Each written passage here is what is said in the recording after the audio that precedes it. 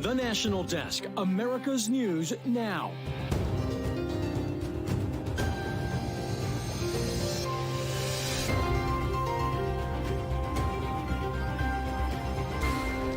For 6 years, I have been the target of the unrelenting Trump attack machine, shouting, "Where's Hunter?"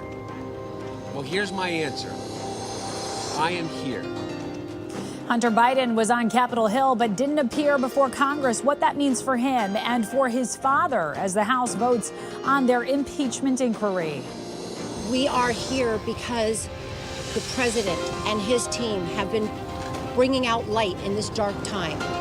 President Biden meeting with the families of American Israeli hostages as calls for a ceasefire now mount. How the United States is defending what has become an unpopular stance globally. And millions of iPhone users are put on alert as a new security feature is launched. What you need to know about protecting your data. This is the National Desk, America's News Now. I'm Amira David. Breaking news. The House of Representatives has officially opened its impeachment inquiry into President Biden. In a vote that just finished moments ago, the House voted 221 to 212 on party lines in favor of adopting the inquiry, allowing committees additional subpoena power for their investigations. But Democrats called out the inquiry before the vote, calling it a fishing expedition. This is an impeachment inquiry where no one has been able to define what criminal or constitutional offense they're looking for. We don't know what the crime is. Meanwhile, Hunter Biden was on Capitol Hill this morning, but did not show for his subpoenaed testimony behind closed doors. Instead, Hunter gave a statement on the Senate side of Capitol Hill. Here I am, Mr. Chairman, taking up your offer when you said we can bring these people in for depositions or committee hearings, whichever they choose. Well, I've chosen. I am here to testify at a public hearing today to answer any of the committee's legitimate questions. But Oversight and Judiciary Chairman James Comer and Jim Jordan, well, they don't see it that way, and they believe that Hunter has violated the subpoena, calling him to testify by not showing up, and have begun the formal steps to move for contempt of Congress charges against the president's son for not following proper protocol. And the way you get the facts in every single investigation I've been involved in is you bring people in for an interview behind closed doors where you can get those facts. And then, as the chairman said, we'd love for him to come public. Republicans are also seizing on a specific word in Hunter Biden's statement to media today. The official position by the White House is that Joe Biden was not involved at all with any of Hunter's businesses, but Republicans say that could be in question. My father was not financially involved in my business. That is a huge change, which sort of means he's involved. I think that's how anyone with common sense would read it. He's been involved. The Supreme Court will hear a case that could wipe out charges related to attempts to overturn the 2020 presidential election. That could apply to hundreds of defendants, including former President Donald Trump. At stake is an appellate ruling that determined 3 defendants could face charges for obstruction of an official proceeding. That also one of 4 counts special counsel Jack Smith has brought against Trump. Due to this appeal, Trump's federal election interference case is now on pause.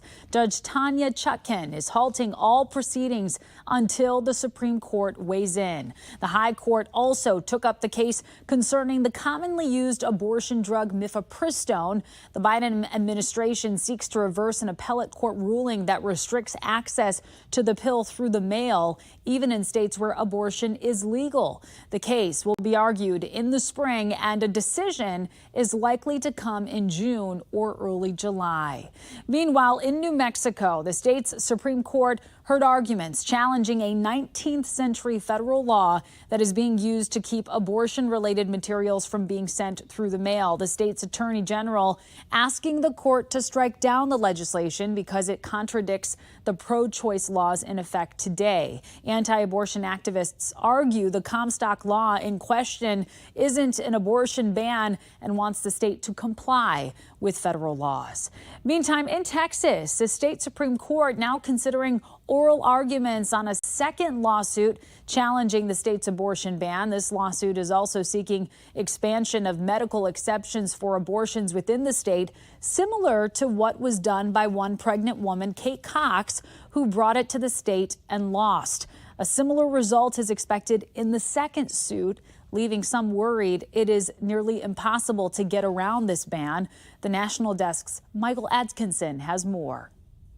A dramatic week for Kate Cox, the woman thrust into the national spotlight after suing the state of Texas, asking the court to allow her an abortion, ending a non-viable pregnancy that threatened her fertility. Just 7 days after Cox filed the lawsuit, the Texas Supreme Court has said no. Instead, Cox sought an abortion outside of Texas, according to her attorneys. In a statement today, one of Cox's attorneys at the Center for Reproductive Rights said this ruling should enrage every Texan to their core. If Kate can't get an abortion in Texas, who can? Kate's case is proof that exceptions don't work, and it's dangerous to be pregnant in any state with an abortion ban. Despite that, in its ruling, the entirely Republican Texas Supreme Court wrote a pregnant woman does not need a court order to have a life-saving abortion in Texas. Our ruling today does not block a life-saving abortion in this very case if a physician determines that one is needed under the appropriate legal standard. In the lengthy legislative year, Texas Republican lawmakers expressed little to no interest in addressing reforms to the abortion ban, despite Democrats' repeated push to do so. And even with more legal challenges on their way, the sweeping abortion ban seems here to stay. The idea that Republicans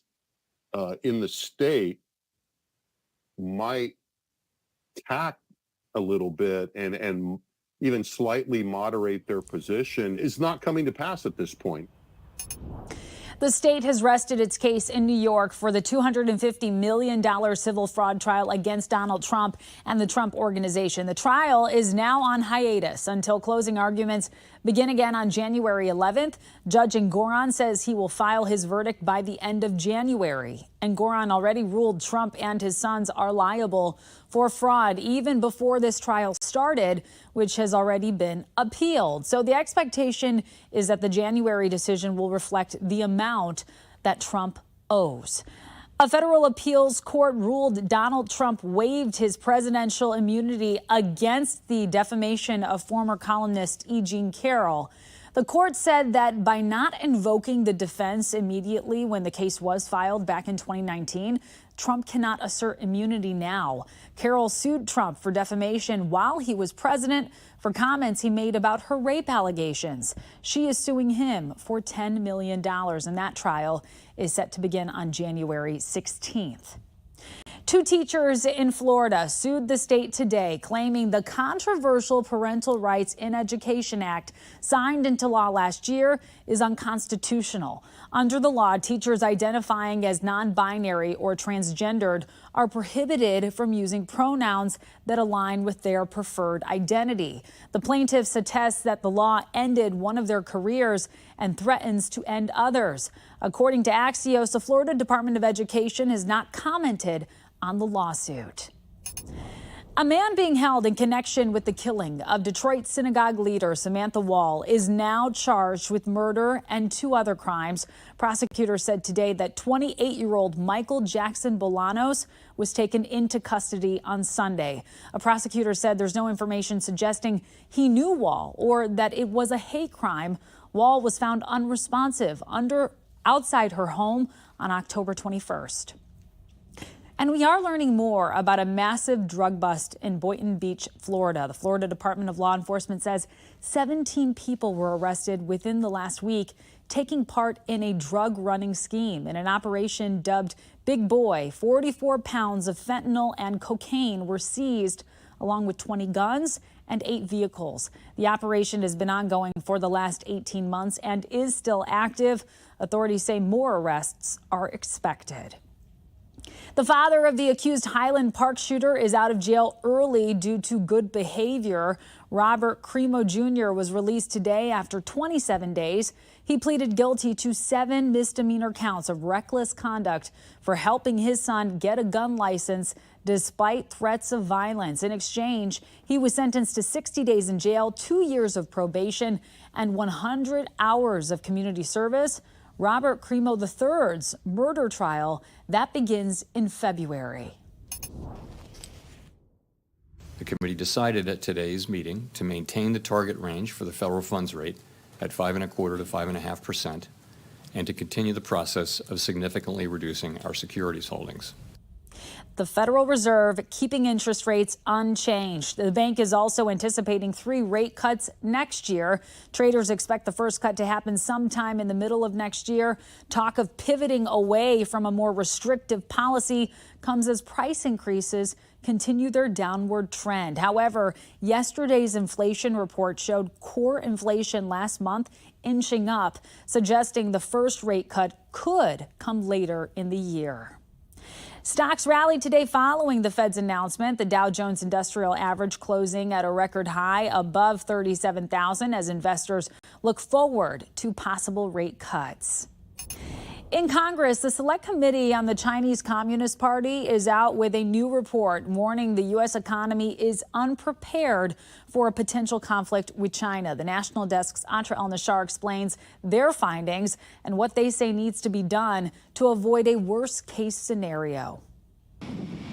U.S.-China relations are at a low point. Tensions flared over spy balloons and China's close ties to Russia. In the minds of U.S. officials, a dreaded escalation would be China invading Taiwan, which could potentially drag U.S. forces into a conflict with China. The Washington Post reports the Chinese military is bolstering its cyber efforts to attack key American infrastructure in the event of a conflict. It coincides with the release of a new report from the House Select Committee on the Chinese Communist Party that says the United States lacks a contingency plan for the economic and financial impacts of conflict with the People's Republic of China. The inescapable economic reality is that the United States remains dangerously dependent on the CCP. For things like semiconductors and rare earth minerals, the committee says, putting forth 150 recommendations to fortify America's economy and put it in a position to outcompete China. Calling for a reset of the U.S.-China trade relationship to crack down on unfair practices, restrict the flow of U.S. investment and technology that fuels China's military modernization and human rights abuses, and make sure the U.S. leads the world in tech advances like artificial intelligence. If we don't get back where we are a world power, where we can build and make things over here, China is going to rub our nose in the dirt. All of this comes with risk. For example, American farmers could be the target of Chinese retaliation if the U.S. were to change its normalized trade status or hit China with new tariffs. One model by Oxford Economics shows a scenario like that could cost the U.S. economy almost $2 trillion over 5 years and eliminate more than 800,000 jobs. Now, a lot of what the committee is calling for would require action from Congress. But the private sector does have a role to play, too. The committee would like to see American banks undergo stress tests by the Federal Reserve to see how they would hold up if they were ever in a situation where they're suddenly cut off from the Chinese market. And Atra, the committee also has a specific recommendation designed to crack down on forced labor of Uyghurs in China. What does that look like? So right now, U.S. law prohibits goods that come from the Xinjiang region of China from coming into the U.S. because the State Department says that is where genocide, crimes against humanity, like forced labor, are ongoing. So what they want to do is reduce a loophole, a dollar amount, under which packages can basically avoid scrutiny so that they hope to catch more products and impose more penalties if those products are coming into the U.S. Well, this conversation is sure to continue, especially as we head into a political year here. Atra El-Nashar, thank you so much for that report. And coming up, what American officials are saying as calls around the world grow for a ceasefire in the Israel-Hamas war. Then, the new way Apple is trying to help iPhone users protect their personal data from thieves. Plus, a bridge collapse was narrowly averted when engineers found broken parts in the structure. But some are questioning why they weren't discovered earlier.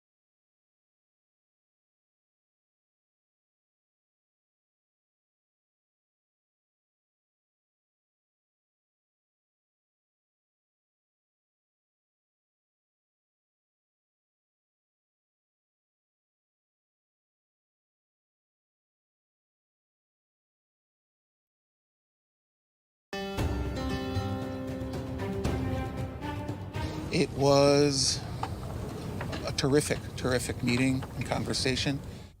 The families of 8 Americans believed held by Hamas met with President Biden today, the first in-person meeting with the families. He previously met them on Zoom in October. The families saying they are really hoping the administration can keep up the pressure for renewed negotiations. The White House says 1 woman and 7 men are still unaccounted for in Gaza. 4 Americans have been released so far. Those 8, part of the 135 that Israel says are still in Gaza, 116 of which they believe are alive.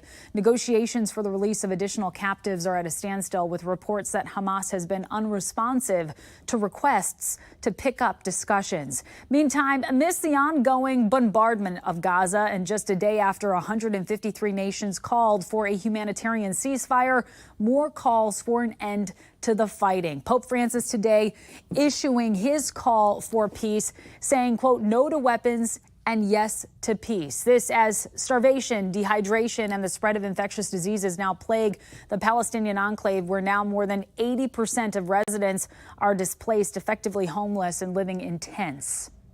We absolutely need a ceasefire. This is the only way forward.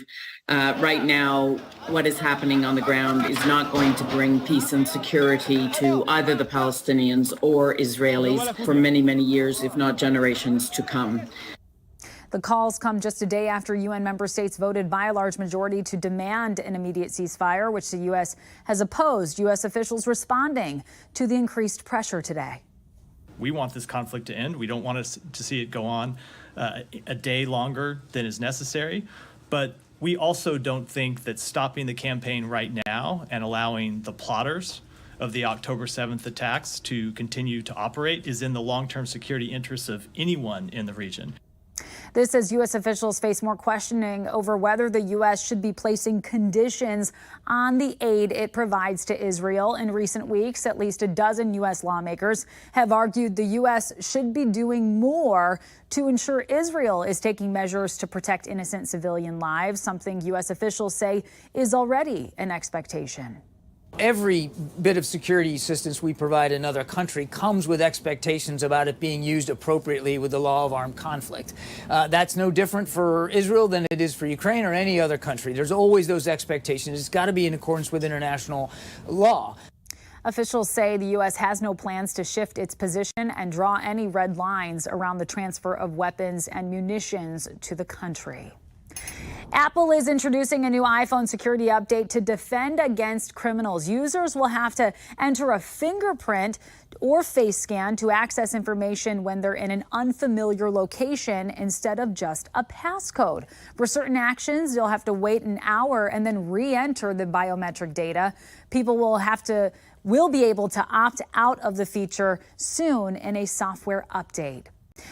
Lawmakers are calling for the FAA to require EpiPens on flights. 3 Democratic senators wrote a letter saying the epinephrine injectors should be in all airplane emergency medical kits. They treat severe allergic reactions without the need for a medical professional. The letter says airlines are only required to have epinephrine in syringes. The senator wants a response within 30 days.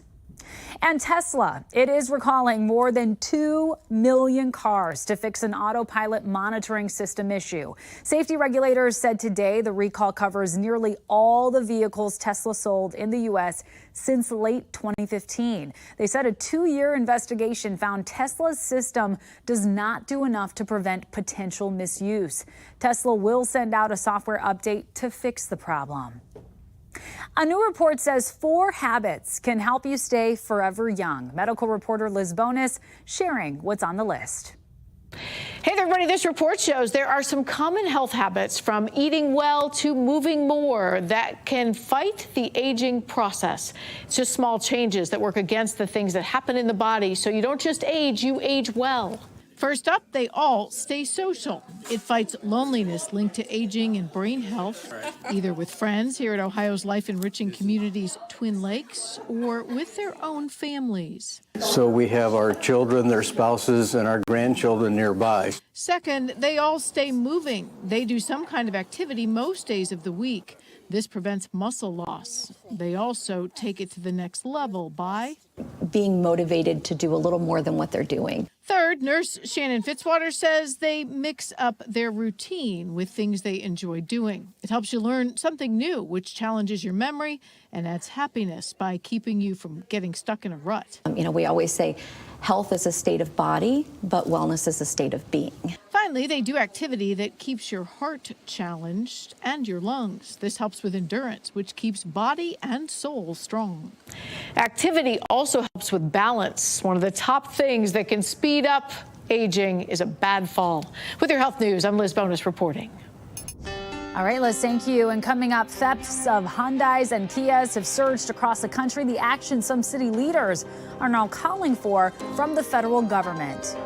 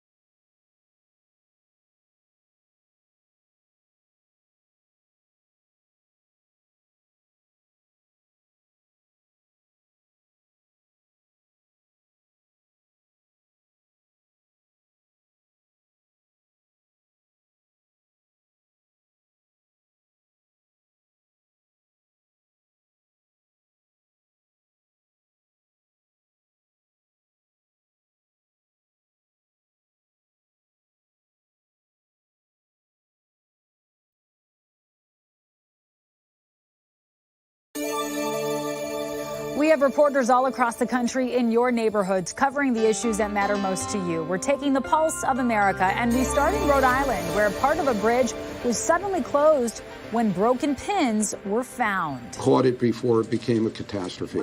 Closing the bridge in the face of a failure with a steel pin that holds a beam in place. The pins in question go back 55 years. So how was the problem not caught before it reached this critical point?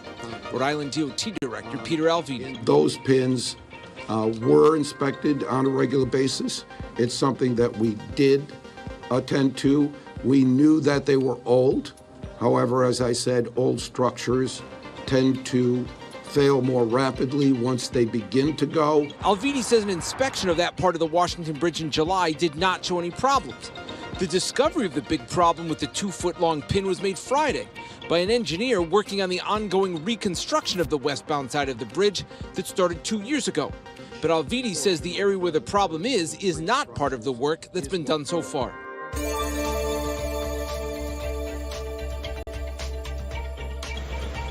It is a tale spawned by the TikTok generation, which has spread over social media, the Hyundai hack, and Kia-related crimes. Is this a public safety threat? This is a public safety threat. That's why Seattle City Council member Lisa Herbold, in one of her last acts as an elected official, sponsored a resolution to urge the feds to recall certain Kia and Hyundai models, saying the car makers are not doing enough on their own. These particular makes and models that don't have the the anti-theft devices are typically the low-end models, which means that it's most likely people of limited means who are having their vehicles stolen.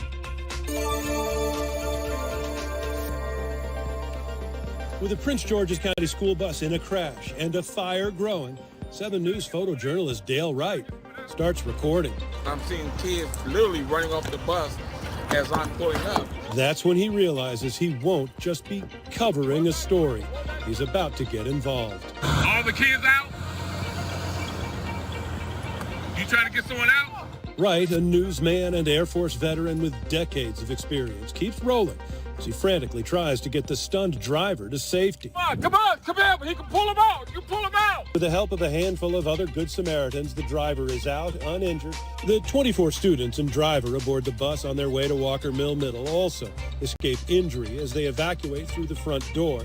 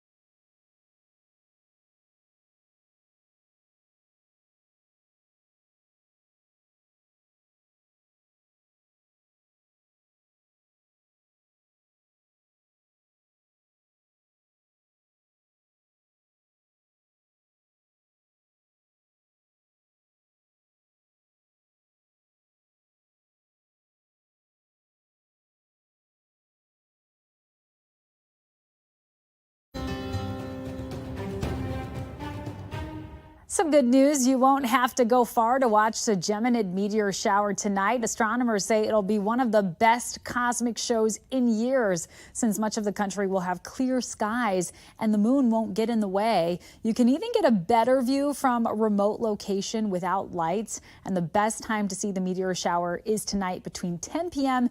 and 1 a.m. Eastern. All eyes on the skies, that's for sure. That does it for this edition of the National Desk. We do invite you to join us again this evening for more coverage of America's top stories. I'm Amira David. Thank you so much for watching.